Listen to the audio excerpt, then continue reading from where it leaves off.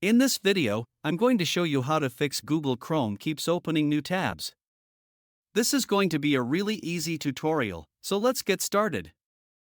First, open Google Chrome on your computer.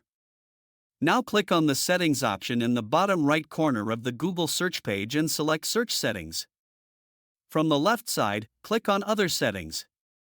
Now scroll down until you find the option called Results in a new window. Make sure this setting is turned off and disabled.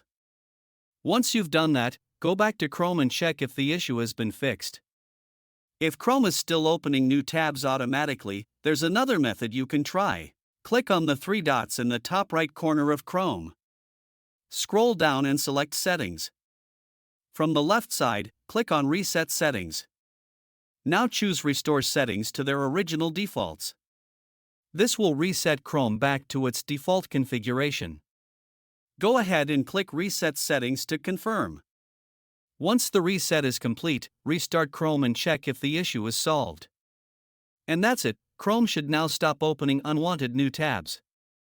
Thanks for watching, and I'll see you in the next video.